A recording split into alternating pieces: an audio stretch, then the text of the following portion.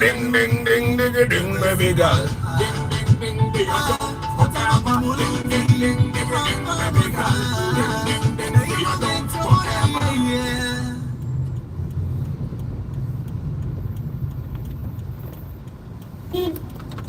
Tell.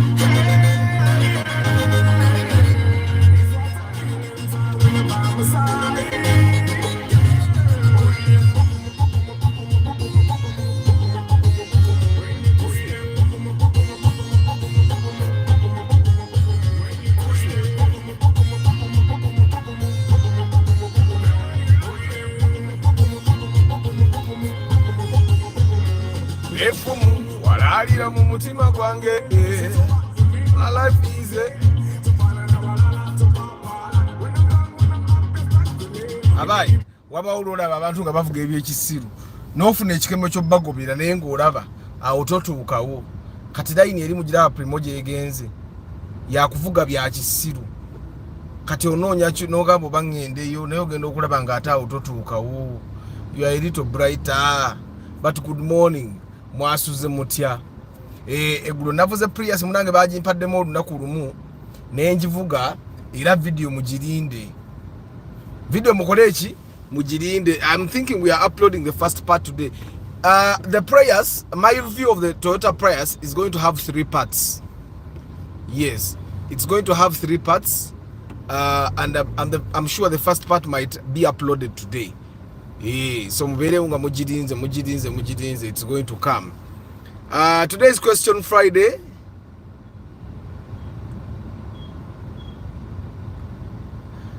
Starch supervisor akunyiziza mbitegeera mani mbitegeera ate supervisor asobola okubeera nawo nga alaba goli threat gyali naye nga mwasuze mutya abantu bange muyombya Mark Antonio Random Things Goes Stanley Mugalasi Joshua Mix Farm Nathan Oza Musantu Chigoze Stanley lero tuli mu the mighty Prius bagimpadde olunaku lumu munange Stanley era nagivuze eggulo nenjetolooza mugenda bamugiraba video. Jacob Ochenfei, good morning. Innocent Mugabe, good morning. Murad K Momo, good morning. Yes. Starch, good morning. Africa Carota, good morning. Lucky Mose, good morning. And yeah, kansubire muri buru chekisiga mukirabye. Nze sikivuga. Sina gagenda kuvuga moroke genda kunywa mafuta emirembe jinzi gweko nedda sebo. Subaru zinywa mumberenga muchimanyi Subaru yenywa ati etambula kilomita nga 6 oba 7. But do you know what it means to travel 7 kilometers per liter? Obanga atavaliwinga mafuta okitegeera naye nga kiri comfortable. Ntende Abdul Nasser, good morning. Hey, mwasuze bulungi bantu bange. Today is question Friday, so you can ask all the questions. Leero tubiddamu byonna bye ndagaana okuddamu, tujja kubiddamu. Sajja w'ekiziga ayina akamiro, mumulaba ayina akamiro.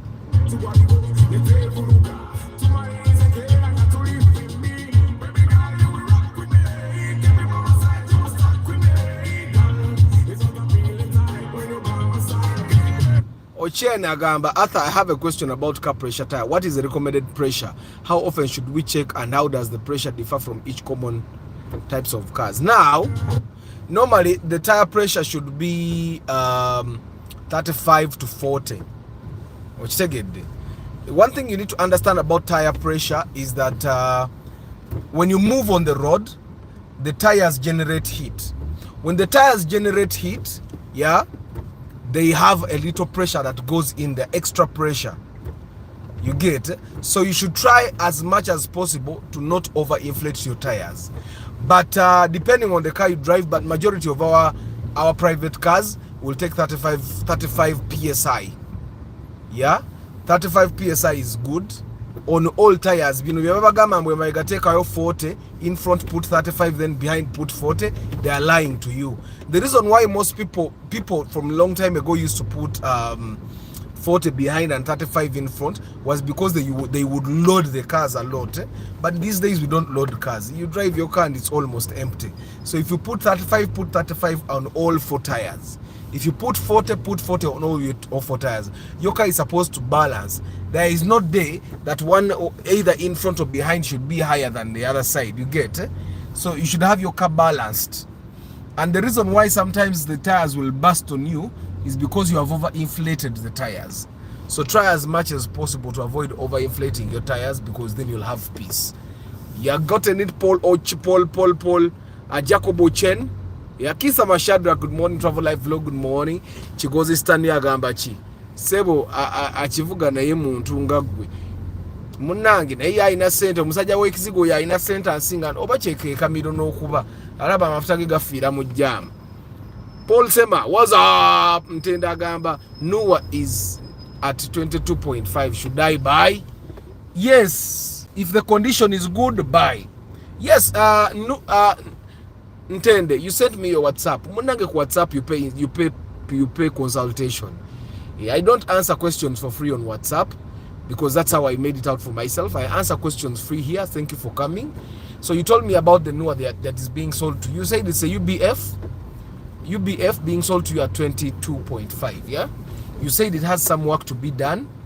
Yeah, so as long as it's in good condition, you can go ahead and katuchame wano wali walimba munti watambula katumalega kuba shortcut wano. So Abdul Nasser, go ahead and buy if you find that it satisfies your eyes and also it satisfies your condition. Now, like I said, normally I tell people that buy cars, if you buy a car, drive it for 3 months without doing any major repairs. For those 3 months, only work on the things that that affect or can stop your car from moving. If any of the repairs that you intend to do in those 3 months doesn't stop your car from moving, don't do the repairs. Jangu baba, jangu nange ndyoke ngende nga taxi nyingi nsimane eri wayo jangu. So anyway, if any of the repairs you want to do, because normally I tell you guys, if you buy a car, don't do any maridadi for 3 months. Okujange moroko saze wanting ngenda kujivuga, like the guys that buy from the bond, he has decided, I'm going to drive this car for some time. Which take it. Now, under such circumstances, you can go ahead and do those maridadi things. Put an Android radio, put a woofer, and all those things. But if you have bought a used car like Abdul Nasser, like how you plan to buy that car at 22.5, don't do any major repairs for at least 3 months. so that by the time you start doing those daddy things, you have decided that this is the car that I want to drive for some considerable amount of time. If that's not what you intend, emotoka osooka n'ogivuga n'okakasa nti ekola byonna byokolaki byoyagala. There are times that I've seen people they buy a car and they really want it for the first week, and they do all those unnecessary repairs and modifications, and 1 month in they decide that, you know what, I don't think this is the car that I want. I think I want, and by that time they are losing money if they decide to sell it. You get, normally, for example, if we buy a car with someone, there would be normally they buy at a very good price that when they get to sell, they can actually sell that the exact amount they bought. But when you do modifications on the car, you are investing more money that you may not be able to recoup.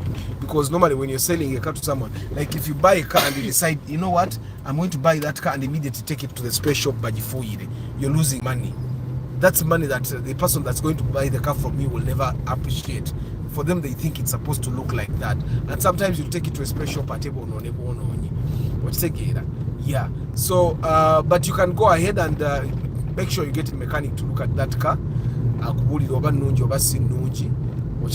Don't, and I've told people time and again, there are things you will never be able to see because you're emotionally vested. When you're buying something, get someone that is not emotionally vested to help you inspect that thing. You get someone that's not going to get excited as they I'll share something later. Not today, not tomorrow, but I'll share something. But every time you want to buy something, make sure you get someone that is not emotionally invested to advise you, to look at that thing, to have a second eye. For example, if you get into trouble, majority of the time when people get into trouble, getting a lawyer is one of the wisest things you can do. Have a lawyer or two on speed dial. And the reason why sometimes, for example, when for example, you're being in Uganda, they are putting a case on you. They make sure you don't call a lawyer. They want to put you in a corner. I was in a situation where my phones were taken. I wanted to call a lawyer. They refused to give me my phones. I can attest to that. You get it? I was in that situation. I said I want to call my lawyer. They refused to give me my phones because they knew the moment I called the lawyer, you get it? And unfortunately, and normally when you have a lawyer's number, share that number with the number of people that normally are on your speed dial, so that if they refuse, you can find a way of talking to those people. Call this lawyer and get that lawyer to come. For example, in case of a lawyer, the lawyer will come to you, and for them, they are looking at things from a perspective that is not emotionally invested. So the same thing that Abdul Nasser, I would recommend. 22 million seems like it's little money for the Noah, but there's a place sometime 2 years ago, I think, or 1.5 years ago, we went to the bond to buy a Noah, and it was 29 million shillings. Kanamba.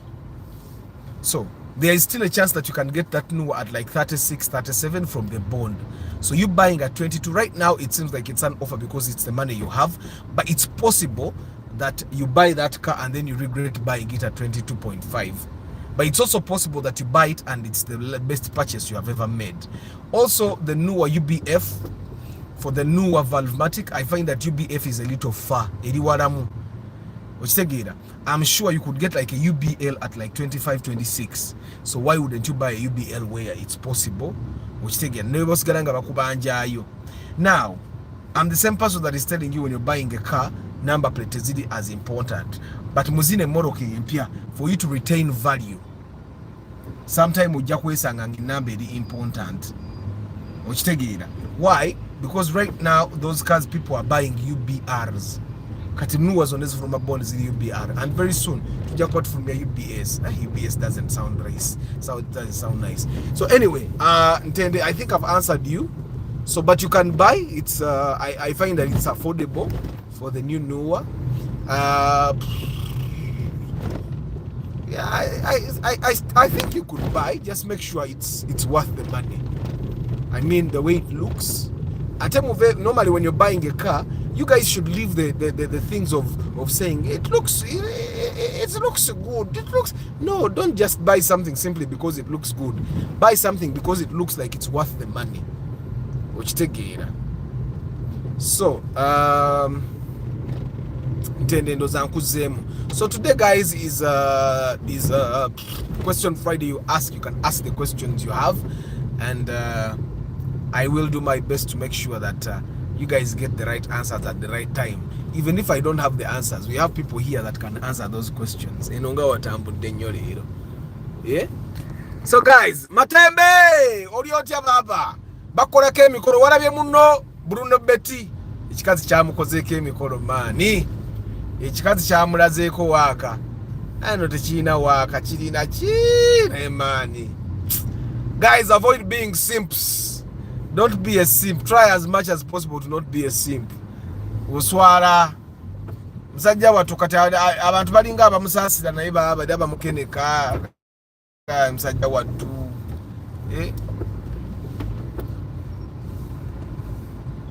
bamukeneka naye ajja kiyitamu. So nasa kyekiriwo nasa gwe nkuwadde beetu sooka otubulire edduuka gye liri. Abalala temutugamba nasa ikaya abatugamba Abdur Nasa kyekiriwo Matembe. So guys, today is a question Friday. You can ask your questions and they will definitely get answers. Let's go back. Anigwe mbadde sinnabuuzaako.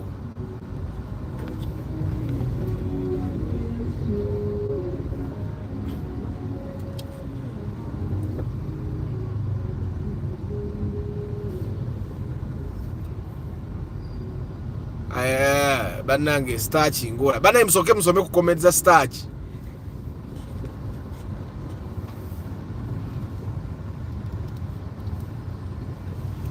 Webale ojja kiyitamu starch, ojja kiyitamu. Tofaina ogenda kuddawo naawe ojoge. Ojja kudda wano ojoge man. Ne munanga ate starch, you'll be surprised. Those things happen even in Uganda. No bere Uganda wano omuntu nakujoga nogamba naye bannange sika sente. Those things happen even in Uganda. You'll be surprised. Herbert, good morning. Michael Ains, good morning. Tusime Eddie, good morning. Ben Kako, good morning. Pius Lubowa, good morning. Toddy Ronald, good morning. Derek Lule, good morning. Kasenge Amos, good morning. David Sembatia, good morning. Guys, pre-purchase inspection njikola ku mitwalo 45 zonka zoke mitwalo 45 nga tukebere emmotoka nga ate ugenda weeyagala. Gulo kawundo yaffe twagijjeyo njagala kubira muganda wange oli omulala tutawo naye kawundo yagijje ate tannakubirako naye no yo kawundo twagjeyo tugikolako emikolo gyonna gye tulina ogikolako libiting okulamba okugiwanikamu katono okitegera yimiridde yonna tugiteekamu Android radio tugiteekamu alamu tracker kwegamba moroka y'amaanyi ennyo kati.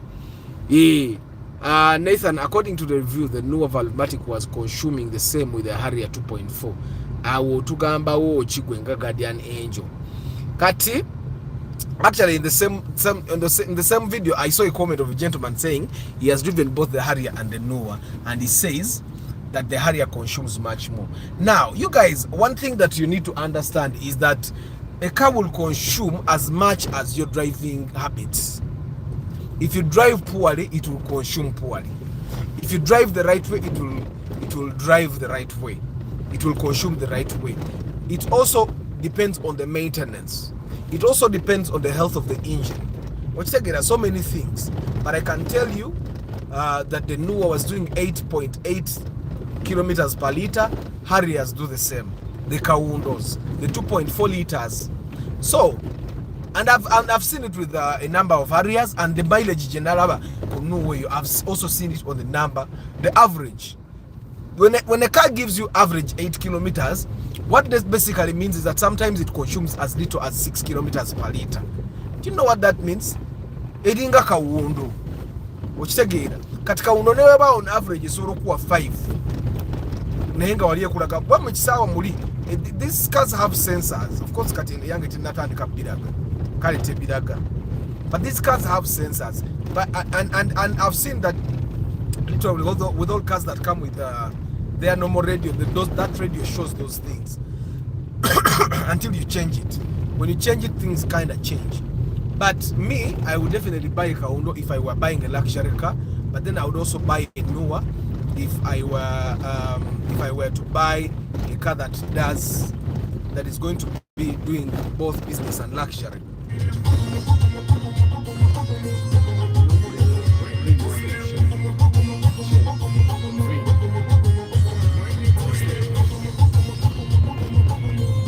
So guys, today is Question Friday. Question Friday. You can ask all your questions. Nabagala ogula kanze Kaundo njigula. Nze kuchenalabye.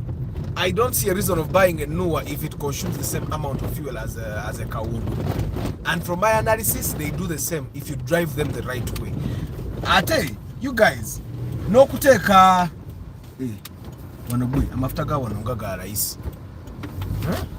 Kanso kenzi juzeo. Atulabe. Papa, jebali. Oina visa. Kale, bwechikona ngojjamu. You guys, you should see the smile on someone's face for mugaba bwechikona ngojjamu.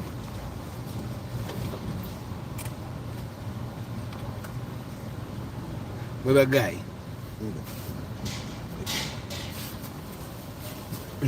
One, but overseeing.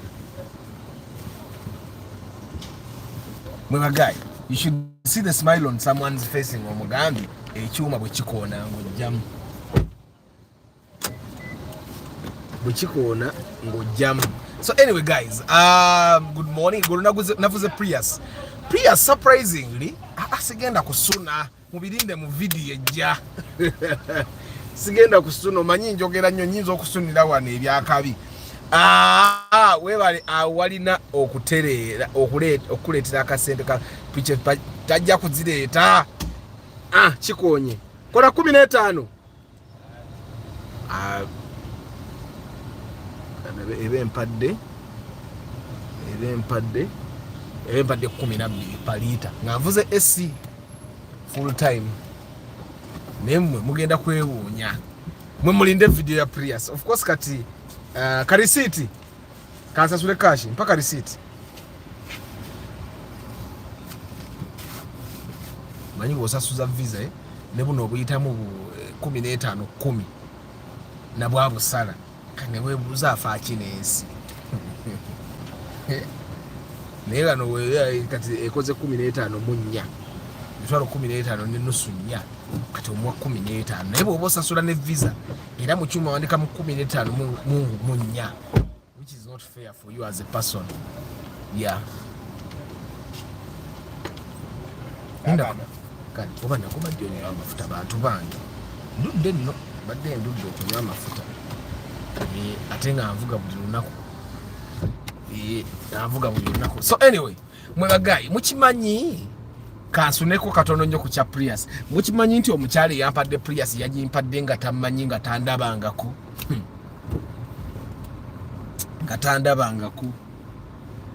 It is surprising. Kati mwabo ku live broadcasting basuniddeko mu ekyo kye mba mumanya. Nga tanampa ne ngenda. Ningamba bannange Katonda nga akola ebinene. Kati akoko kakemba suniddeko ku Prius. You cannot. It should even be Prius. It should even be. I think we sanga chiri Prius. Mubya dala. So anyway guys, Question Friday. Mubuze ebibuzo byonna nga bwe mubyagala tubidde mu lwalo sina kibuzo kye nganda kuddamu. Yeah. So but Kaundo nuwa nze nvuga Kaundo ne Chalford kiri mu kirabe bwe kiyimiridde obogo mwaka kireka giringa 2 ndowooza kiyimiridde nno. Nze okuvuga emmoroka ya 2000 ng'enywanga 24 vugamu 24 ng'enywanga 2000 okitegeera. And it's but it also has to do with driving habits. Oyinza okusanga ono wasise 2000 avuga bubi ng'ate oli wa 24 gwenjogerako bulijjo ate yavuga bulungi okitegeera. So question Friday, there is a Vitz Arthur Edirudawa Vitz. What makes oil mix water with coolant? Emoroka bwechamuka ebyo byekola kubanga bwechamuka eyokya gasket okitegeera bweyokya gasket banga the gasket basically ziyambako ku separating out the things that are supposed to go in certain areas from not going in other areas. I don't know if you get what I'm saying. So emoroka yebwene egatta coolant mazzi coolant mu oil kitegeeza gasket baajokyeza amazzi ne gayita we gatalina kuyita ne gagenda gye gatalina kugenda okitegedde baba. So that's what happens with cars that overheat. Ronald Mucha, good morning. Hi Arthur, I want to understand when I pay the inspection money. Is it you to look for the vehicle or is my responsibility to hustle that out? Traveler, we work together. I would prefer that you look for the cars and for me I come and see. But I also help. I help. So since achikulekera because we nachikulekera ojja kwagala tunonyeze nnaku nnya. Ate nze sente zo zikavalinga olunaku lumu. So kati and normally when you talk to me and I say we can get a car in that budget, I know we can. Naye nga ate goyinza okuba nga togifuna obanga babroka baagala kukolako mikolo bangi. I've seen that happen so many times. Naye nga ate ebiseera ebisinga the brokers bwe balaba Arthur ekyemikolo bakikendeeza tebakola mikolo because baba balabye Arthur abimanyi ate abimalanga okitegera. But your money covers one day. If you don't have the options, we look for the options together. And normally I would tell you that I don't look for the car in advance. We look for the car that day together. Normally when you call brokers and you tell them I'm coming tomorrow, they prepare for you. They prepare for you. So normally, and for the guys that have looked for cars with me, you would realize that we start looking for the car there. Normally you come and I say, okay, what car are we looking for? And then we make choices. Normally someone comes to look for a car and they have like 3 choices. But then their money buys only one of the cars in good condition. So that's the time we start looking. Is this GG thing worth it for small business owners? Yes. As a small business owner, Abdul Nasser, you should try everything. And then, especially when you're starting out, try everything and see as time goes on and then decide what works for you, what doesn't work for you. Some people have made a lot of money by marketing using Gigi. Other people have made a lot of money marketing with Facebook. Other people have made a lot of money marketing with Google. Other people have made a lot of money from referrals. So there is no one size fits all. There is no one size fits all. Eli M Jr., good morning. We are at Cornerstone Plaza, Kafumbe Mukasa Road, opposite Kasaja building, shop AB16 for all electronics and home. You name some electronics and appliances you have. Hey, the marketing to be very specific into tuina chino na chino is our specialty. Ngabola bati mandira yawula city tires from City Oil. Nti bogenda ku city tires bya mipira wheel alignment, wheel balancing na yawula City Oil. Actually, when you go to City Oil, company ekola service ya engine ndala, company etunda emipira ndala, ne company etunda amafuta ndala, ne company etunda ebyokulya ndala. Yombya mark. STA Sounds was STA Sounds obula nnyo mani. Yeah? Jonathas was up.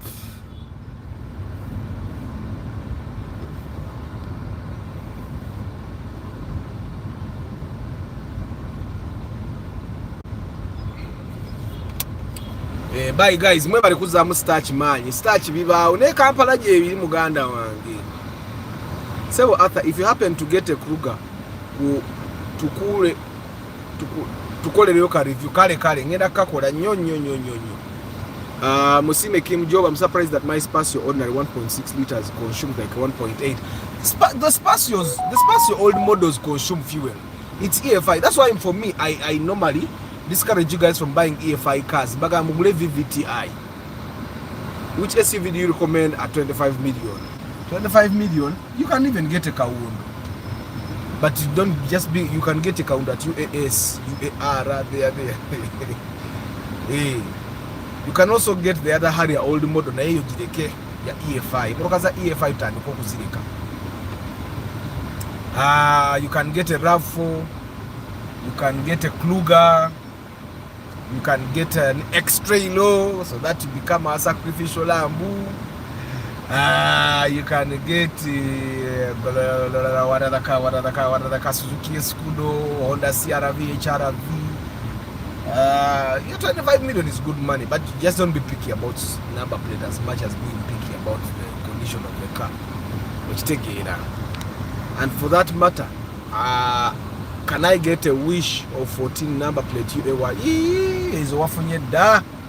Is wafunye de chirungi teweronze number. Ate omuntu ajane million 10 nyaga ayagala UBJ. I've seen days, you people. Someone comes with 14 million, they show them the USZ nganungi naga no, I want UB series. Ngaya kwade mitwalo jana mu 5 nga mwino tambula lunaku mulumaleko, but normally such situations omuntu ajane 10 nyanga ayagala UBD ogwamu n'amaanyi ne mutandika okutambula ng'ogamba olunaku oba luggwako ddi ng'akumenya bumenya ng'ate tomugambe eddayeeka yakuwadde sente ze yo suppose oli guy atusomgo oli ng'ayagala spasio ku million 12 n'atutambuza leero ng'akimanyi tasobola nakimugamba dda n'atukola eggulo n'ayomba nyongera olunaku n'endumwongera netwenjeera neŋŋamba manyi waliwo abantu abamu kyobalanze omuntu kasita obagaininga pre-purchase inspection fee yange siddamu nakunyega oba ogenda kummenya. Lucky Mose, I think these are just cuts automatically. Sebo oli mubede sebo okoze erinya, people really watch you. Yes, I'm surprised that someone can give me their gatamanyi oba nadda. Ngerimu ne full tank ya mafuta. You guys will be kale, it wasn't really full but it was full. Someone gave me their car ngeina full tank ngate hybrid ngachimanye full tank entwala ne Nairobi. Ningendirawo.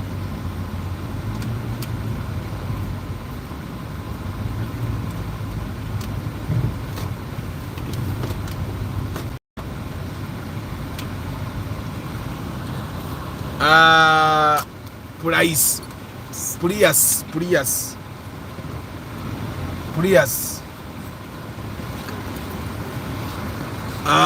Eddie Aniku, hi. Bernard Zah, hi.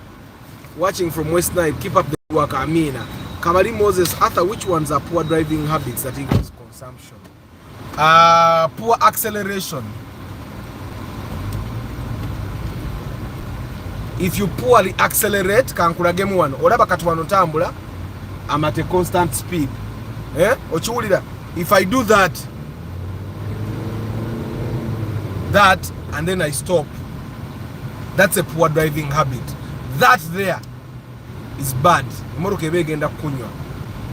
Then, ebintu mutera nnyo bikolanga muri mu jam toyagala bakuyise n'oli meso omuntu okuyisa.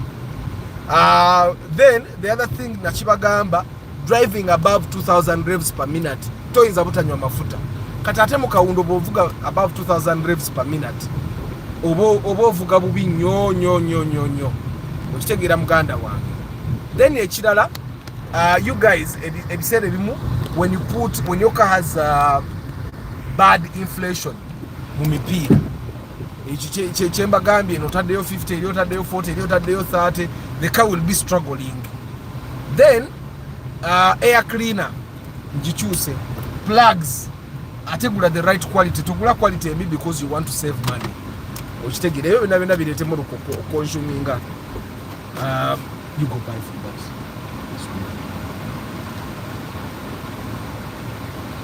I think we have passed the other shop. So anyway,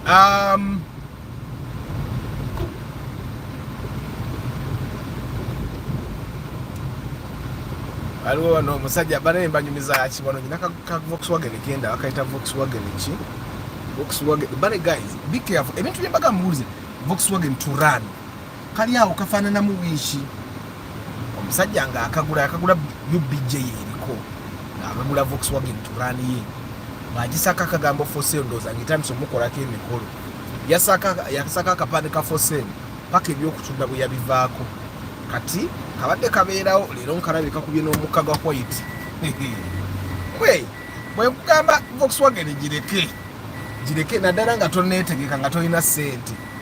Bwe nkugamba Volkswagen gireke okitegeera. Tugira tugula Toyota naddala ffe abatagira abatannaba kufuna ssente ziri awo z'amaanyi okitegeera. Arthur, in my experience, a 2.4 liter consumes more than a newer Valvematic 1.9. I'll need to get specifics next time, but I could feel the difference in how much I spent on fuel. Kati, I think you would need to drive those cars concurrently for you to know. And I know so many people are saying the same thing. But chivane ku driving habits nyinza okubanga nuwa zendabyeko abantu zendabyeko ezivuga the average yemune yakawundo nga bavuga bubi. That's also possible. Okitegeera obanga abakawundo be bavuga obulungi, one of those things is also possible. My question is at 10 million 14, which cars can I start with? The best Toyotas, Vitz, Visitor, wish osobola okugifunamu like 14 nge number ankadde, Alex, but Alex ejja kuba nayo number ankadde. The Corollas, there's possibility you can get a Sienta Ractis. Possibility sagara ogambe Arthur nkuwereza na mwetanu ja kati tugende tufune Ractis 14 kuba yinzo okutubula. Ba Mark 2 Grand, Mark 2 Musota, Camry. Yeah. But the best Toyotas you can get. Arthur, why is the Hilux SAF 2008-2010 not loved by Ugandan market? They just don't like it. They don't. The old SAF wasn't a very good experience for most people. So it's very hard, and it's normally the people that buy the old models of the particular car that buy the newer models. So the people that had the old model SAF did not have a very good experience. They will not come back to upgrade. Like I have a friend of mine, he has been driving the X-Trail since the lockdown. 2004. Now he wants to buy the 2011 Nissan X-Trail because first of all, he learned to fix the car himself. Then he also has a mechanic that knows how to fix the X-Trail. So for him, I think he's addicted now. So if a person has a very bad experience driving an older model of a car, they will not buy a new model of a car. Ntale Samuel, Chechiriwo. Good morning, people. Where to Isako downtown? It's been a while without going down there. Era Bridget Car. I told you people, we have TVs in all sizes, hoovers, electric kettles, fridges, good kitchenware, and many other electronics, home appliances, both retail and wholesale. Mumuli de Abdur Nasa.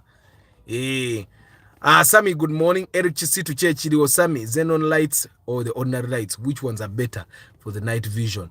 All can be good if your lights are washed properly and they're aiming the right way. Because me have driven both. The xenon lights can also be bad if your lights are aimed poorly or they are not clean. So both are good, Sammy. Arthur, there's someone I saw selling a Platts newer version, UAU, at about 14. Bad buy. That's a bad buy. 14, you know, 14 million should be buying a car that, if you decide to buy a car that has an old number plate, 14 million, you should be buying something that is, what should I say? Because 14 million ogatako million be nofuna vitse mpia. Now the Platts, me, I don't recommend anyone to buy the Platts because it gives you the illusion that you have a boot to load more stuff, but you don't really have a boot. You don't. Ate Arthur oba onalagawa ngamatuga tomanyiyo. Prius is good. I drive a 2020 and its performance is fantastic. Yeah, Prius has very good performance. It has very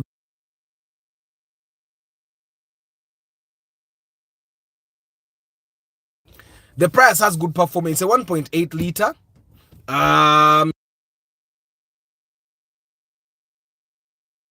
The Prius is a 1.8 liter, so it will give you almost the same performance as a Toyota Wish. It's a 1.8 liter. It will give you almost the same performance as performance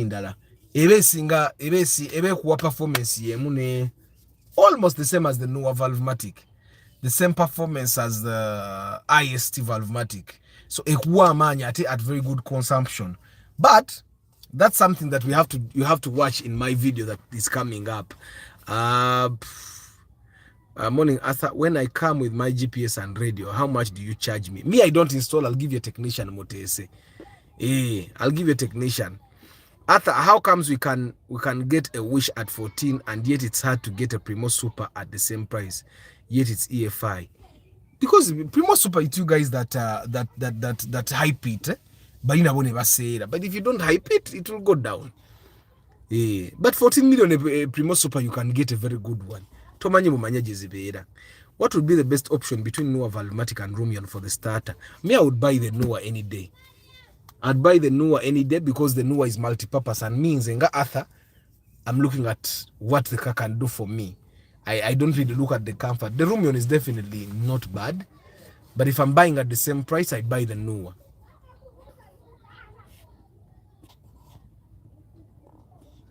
John's info, morning. I'm in a crossroads between a Vitz and Sienta. Vitz feed it for low consumption, but Sienta like it for size.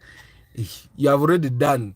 You have already, Jones, you already know your options. Do you want to buy something that consumes less fuel, or you want to buy something that has the shape you want? So which is more important for you? Because sometimes katubala more importance. That is coming in the previous video. Of course, it has 3 parts. Now, some of the things that I'm talking about in this video will come in part 3.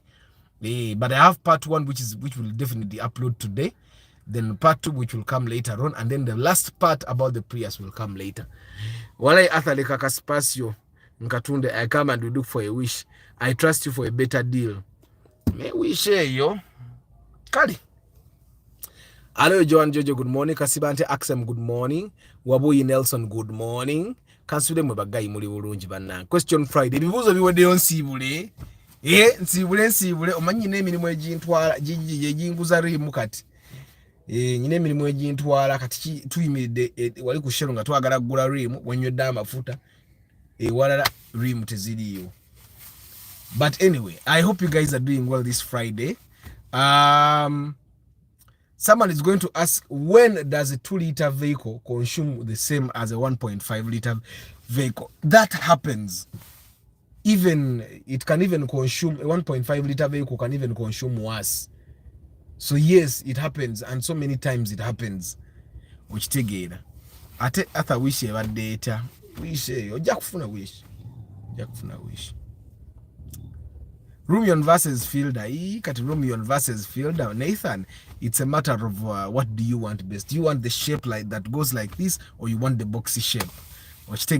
Me, if buying at the same price, which is not possible, because the Rumion is at, I think right now most places are selling it at 35. Yeah, the Fielder has gone up. So if buying at the same price, I'd buy the Fielder. Would you recommend the Subaru XV? I would, but I find that it's overpriced. Which take it, a 2-liter outcompetes a 1.5-liter if it's a hybrid. Yes, but even if it's not a hybrid, there are times that they would consume the same amount of fuel per kilometer. That's also possible. Arthur, is Paso set having temperature gauge? No, most of these new cars don't have temperature gauges. And that's most of the cars. You have talked about getting an Alex at 14 million. Is that even possible? It's like those cars are, they're overpriced. You can get Alex at 14. It won't be in very good condition, but you can get. But but it's you people that even overprice them, because without them you can't live without the Alex. You can't live. Do the people you have inspected for give you feedback, or they simply disappear? Eddie, one thing I know is that if someone doesn't talk to me again, the car is good. That's the one thing I can tell you. I normally get calls from the people that I've bought cars with if the cars are not good, doing what they expected it to do. But if normally, I've gotten used to it. So every time we buy a car and something doesn't work out, they will call me until I fix it. But if we buy a car and it's good, they actually don't even call me. Sometimes I'll be hearing from the mechanic we inspected with, I never hear that from the people I buy with. And sometimes, and because I'm busy most of the times, I also don't get the time to call them. Yeah, but trust me, if it doesn't work out, you would always even see the comments here. So the people that buy cars and they are good for them, they just don't call. If they are not good, they call me. After a long time, I've watched, Jeremy, you are lost, man. I hope you're doing well. Is it possible to put cross-port rims and I put a turbo on a Vitz? Net that sebo aksam now it will okay.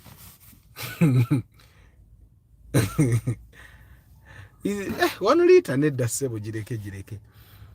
Of course, there are cars that are 1 liter nenga zina turbo, but they are made like that from the manufacturer. For you to be doing a modification would be spoiling, and you need a lot of money, which I don't think that someone that buys a 1 liter Vitz is a person that.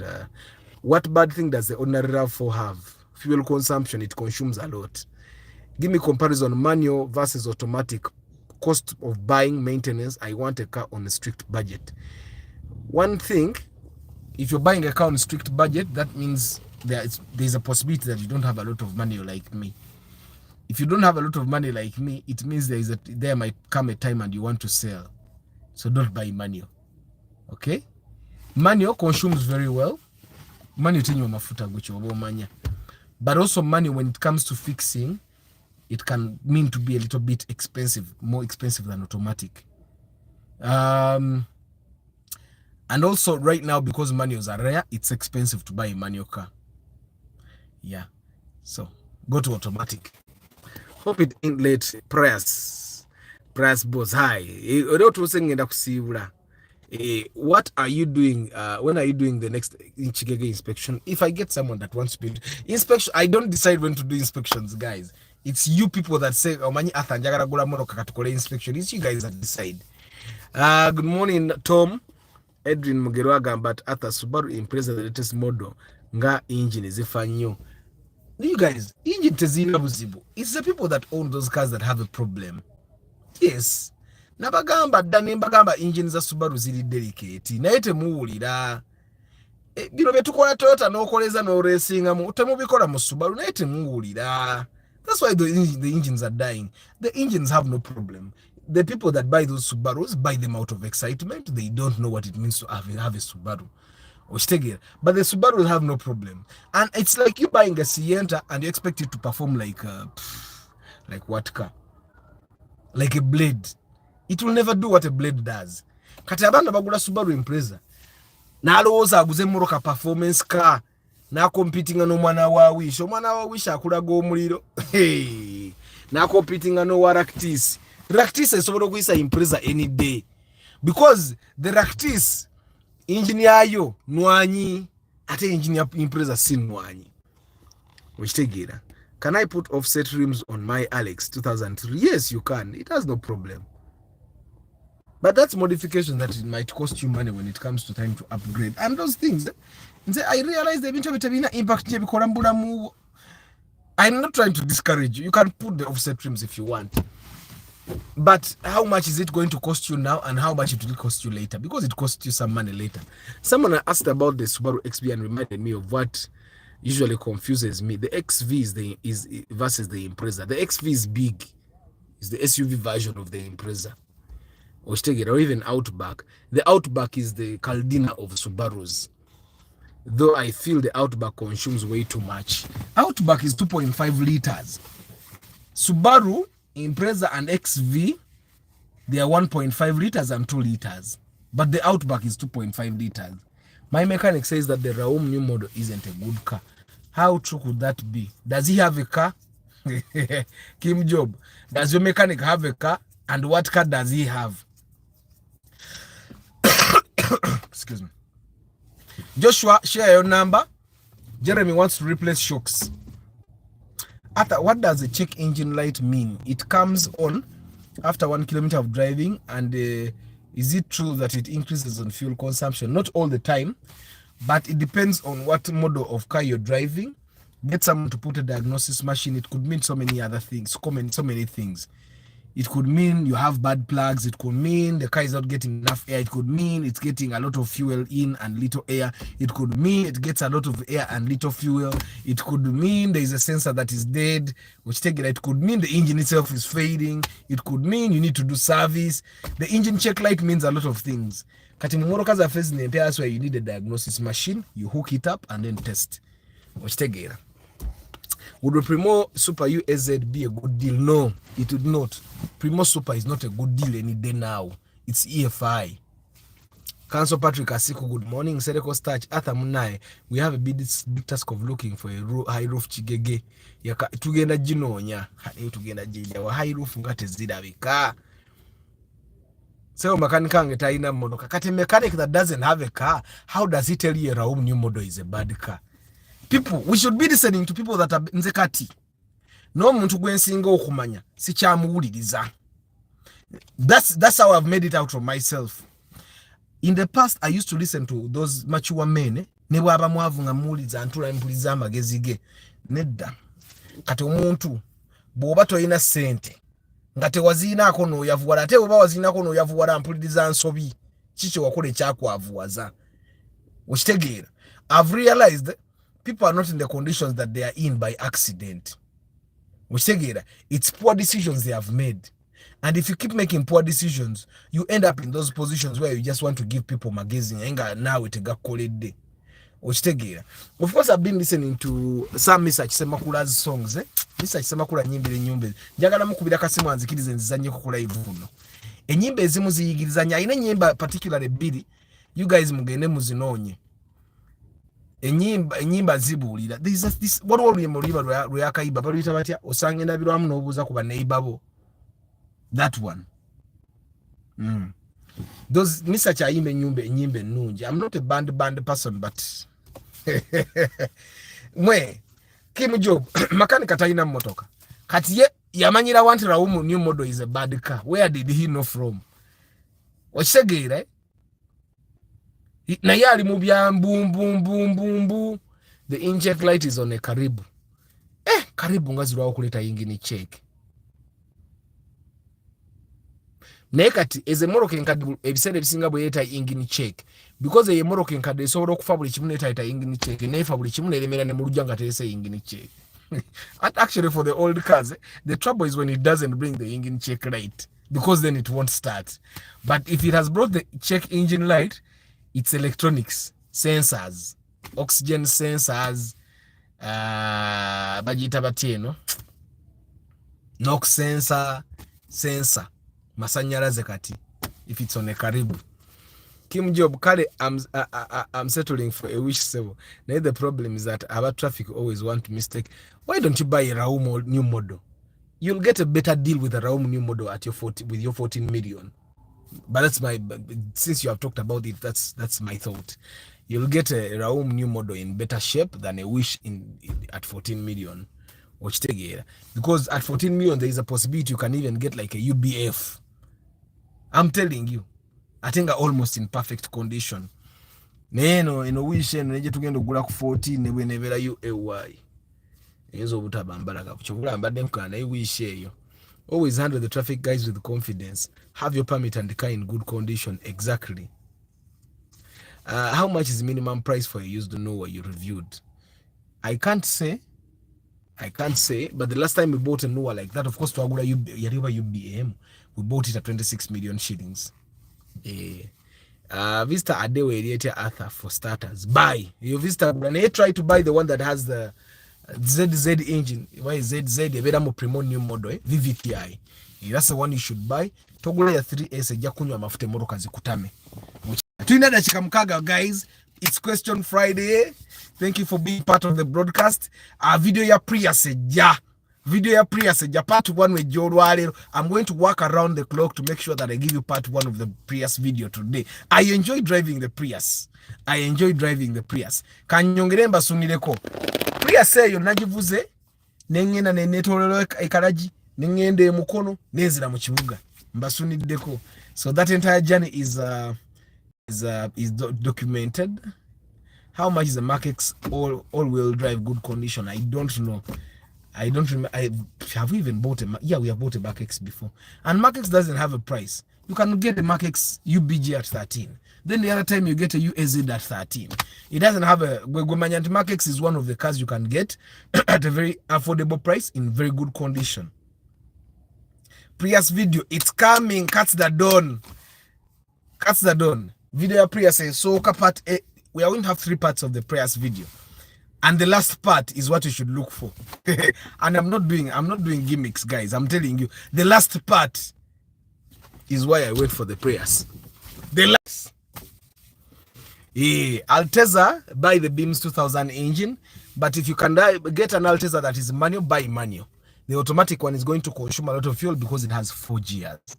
Of course, most cars have 4 gears. Probably that explains the fuel consumption. But there are cars that have 5 gears, and some cars, especially if it's CVT, they have unlimited gears. Which together. Why a friend used the cars so clean as if new? Because those guys don't make cars dirty. Like if you came and saw my car here, even me, my car is clean like me. Yeah, I vacuum it every time I wash. Tomorrow is Saturday. Let me see what program do I have tomorrow. Like normally I vacuum my car every weekend. And sometimes during the week if I've moved a lot, I vacuum it. Chibaita hoovering. So to just sangami da kataka anywhere because I've vacuumed. Arthur, I'm telling you in the space here, see go car. Only yajigula wano. Twajigula naye. Naye ate yali abala nnyo nga atavuga bubi. Yatuuka n'emutama n'afuna ka vitsi nako ne kamukolako emikolo ng'agamba kanywa nnyo naye ng'ate kaali tekanywa yali avuga obubi. So Spacio gitunde ofune osobola funa Raum new model. You'll get it in better condition. Hi Arthur, I would love to learn how to drive in 2 weeks time. Where do you recommend me? Get a friend. Actually, Joan, if you want to get someone that has been simping on you, tell him to teach you. He will teach you very fast. Like week 1, go to the driving school. Week 2, get some guy that has been simping on you. You'll have learned in 2 weeks. Because agenda kusomesa na manji nnyo nga alina byasuubira. And that's how you will learn. That's how you should repay simps all the time. What is the fuel consumption of Spacio new model and Paso Sete and ground clearance? I would not compare a Paso Sete to a Spacio new model. Spacio new model is overpriced. I'll definitely go for a Paso Sete.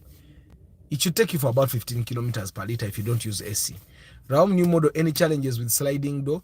Just don't handle the Raum new model like you're handling a Rebel. Yes, Ruth Twin. Yes, Ruth. All simps handle them like that. They should learn. Have you seen my brother here, Bruno Betty? He's simping. How do you be simping? A full man. You teach the simps a lesson. Teach the simps a lesson. They will learn. They will start being men. Good morning, Chris Da Vinci. They will learn to be men. And the guys that are here, don't simp. They don't simp. If a chick is not interested, walk away. If a chick is not interested, go. Simping is not good. Kati mwamuloza Bruno Beta ayinza obulwa omukazi amwagala. Naye alemedde ku kintu tekimwagala. And you girls, if a guy is simping on you, teach them a lesson. Eat their money and show them no interest. They continue, eat their money, show them no interest. Take their time, show them no interest. Final regards to Mama Aban, oyo mwanyinaze, osibireje Arthur. Olulimi dolu kyaganye, naye gwe ky'obumanya sibalinaako buzibu. Naye nga lwaki omusajja yeeyita Betty. Ebyo byonna, by the way guys, enamba ya Mugalasi Joshua yiyo bannanga agisharenze. And by the way JK, yesterday we were having a conversation and someone was saying about performing artists. We as performing artists, chicks will like you when you're performing. At a distance, they will laugh, they'll find you funny. But the moment you're her man, she doesn't want you to be doing those things. Makeup. No woman wants it. But people don't understand. Some women want people that play parts like Reddington. They want you to play Clark Kent, they want you to play yanono guy yali mu film bye mwala bebe Prison Break bagala sebo macho bobo onozanya mu film oba ku TV bagala obere macho mani tebagala obere ngo okole ebyo okwekola obusoro bye bya bikukujju of course nekyo kwita Bethesda nange nakiraba nenewunya. I hate people who have never bought cars saying things about cars. This is bad. Yes. How much does a Nuwa Valvematic consume in town? Gwemanya Nuwa, generally, it will give you 8 kilometers on average. That is between 6 and 10. In town, Betty is his judge's name. So he took it on. Kale, let him take it on. Those are our chevitani sobmukona. Judge obo mwagala news na jajange mwagala nyina sinza kwata linya jajange netuma ngate mukazi tekisoboka tabira bikana bulungi kati gosubiro omukazi okujira agumira ebyo bamulabe ngazina nawe bachalibe bamukuba olube era the woman was right okunyiga wasoka no mulabisa mu kwanjula na asirika nanyiga na era na asirika kuba omwanjudde Bomaro mulabisa mukwanjula. I don't know Joe mulabisa ne ku surprise birthday party. What kind of simping is that? Mukwanjula kiri understandable kuba abakazi bagala emikolo ya gukkiriza omukolo na gukkiriza. Can a wheel, two wheel be converted to four wheel, all wheel? Don't try that. Just buy an all wheel drive if you want all wheel drive. Guys, mwaganya okulekinga broadcast muli sanvu batanu inako like saa 3:05 naye kanenze kamba government radios Android nyina we 2. Ezo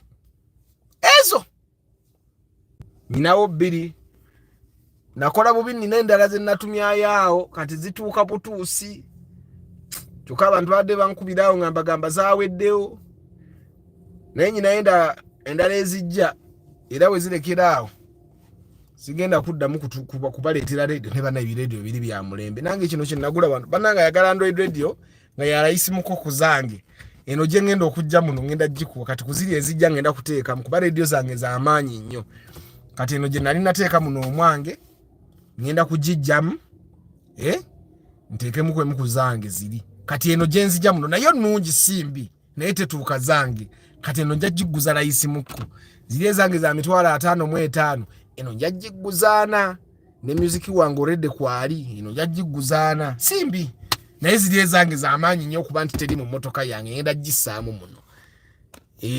Kale guys, ntandika okubasiibula 1 hour yaffe yawezedda Muyombya Mark, Anthony Random Things, Kigozi Stanley, Mugalesi Joshua Mix Farm, Nathan, Oza Mosantu, Kigozi Stanley, Innocent Mugabe, Jacob Ochenfei, Morad K Momo, Rogers Mukwaya, Africa Karota, Lucky Moze, Muyombya Mark, Ntende Abdur Nasa, Kitha Mashadrak, Travel Live Vlog, Kigozi Stanley, Paul Sema, Nsereko Starch muganda wange olabye n'abasajja bakuyisaamu amaaso omuntu ayisaamu munna amaaso ate one thing I've realized abasajja abaganda mwepanka nnyo temwagala bayisaamu maaso era ne bogera n'osanga abasajja aba traffic abasinga okukola mikolo ku bantu abasinga okwepanka baganda era nze bulonda bwa traffic nga muganda ansirika nnyo yesterday nasanze omusajja wa traffic nga mu Lugwala. Those guys are happy surprisingly. Olwawo okumunyiza Justin Tibwanyiga anyiga bubi naye abasajja abalugwala bannange bali badde mu police nze nkubuulira abasajja abaganda bakolako emikolo naye ng'olabye muganda wange. How about Michael Ends Basque, Tusime Eddie, Nathan, Ben Kako, Pius Lubowa Todi, Ronald Derek Lule, Kasenge Amos, David Sembatia, Kigozi Stanley, neba ne Kigozi lero kuyisa emirundi miyitirivu. Abdul Nasa Matembe, Lucky Moze, Edwin Mugerwa, Ronald Muchwa, Traveler, Eli M Jr., STS Sounds Entertainment, Jonathas, Musime Kim Job, yes, Chairman Zach, Bernard Za, Eddie Aniku, Kabali Moses, JK of course, Ntanzi Male, Prosi Bravo, Ntale Samuel, Brige Kakai, Sami, Eric Chisitu, Twaha Walakira, Bandangi Mwebali Kubera, Namabari Mukamoli, I don't take you for granted. Thank you very much for being part of the broadcast. Thank you very much for subscribing. Thank you very much for telling people about For the Love of Cars. Senkindu John, Kasibante Axem, Aloy Joan Jojo, Wabuyi Nelson, Murunji Nathan, Dog Wanda. Yes. Jeremy, Igumba Jonathan, Kika Castro, Cats the Dawn, Nahuri the Tom,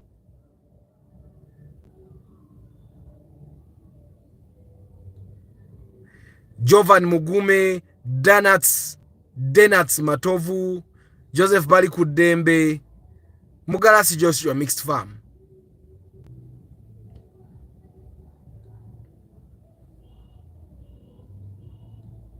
Chris Da Vinci, Ruth Twin, Sanya Kenneth. Yes.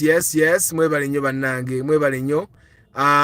Francis NBA, Igumba Jonathan, Bernard Zakari, ndaikamba mazeyo. People asking about fuel when planning to buy a car. It's funny. That shows you are not ready to ride. If you can't drive a full tank, forget about driving because you'll get stressed and lose weight. Necho na chachi soboka.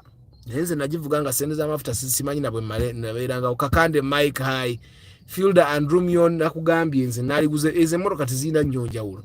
But of course now Rumions come with Valvematic nenga ate Valvematic mu Fielder esinga myaka mipya. So but me I would buy a Fielder any day. If it's it's the same price. The only reason I would buy a Rumion is if it's cheaper than a Fielder. Football Tribe, guys, I wish you a very lovely day. Tomorrow's broadcast evening, 5:15 p.m. May God bless you.